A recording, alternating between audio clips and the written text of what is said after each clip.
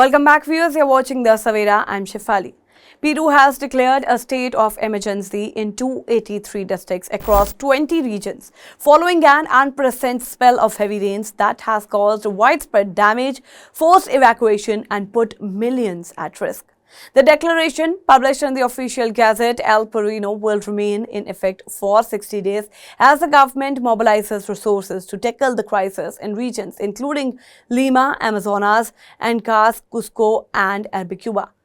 The emergency measures empower regional and local authorities in coordination with the national institutions of civil defense and relevant ministries to implement immediate action for disaster management, public safety, and rehabilitation of affected communities. Several government ministers have been dispatched to supervise on-ground relief operations, while health brigades provide essential medical care, psychological support, and humanitarian assistance to those displaced or affected by the heavy rainfall.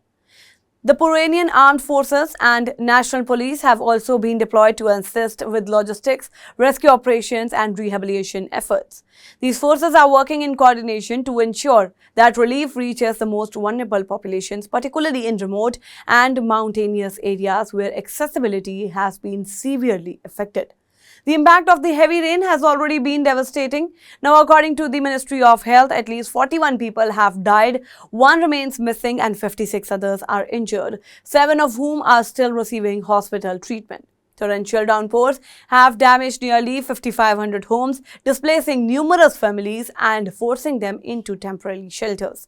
Local authorities continue to issue evacuation advisories for areas prone to flooding and landslides. Peru's seasonal rains are primarily influenced by the El Nino southern escalinage, a climate phenomena that warms coastal waters, increases atmospheric moisture, and triggers heavy rainfall. This effect is further amplified when humid air from the Amazon basin collides with the Andes mountains, producing intense storms in the highlands and valleys.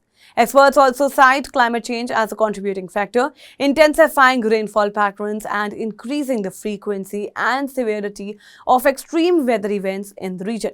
Earlier, on February 25, the Peruvian government has already declared a 60-day state of emergency in several regions in anticipation of the heavy rains. Despite these preemptive measures, the current situation highlights the ongoing vulnerability of Peru's infrastructure, communities, and emergency response system to climate-driven disasters.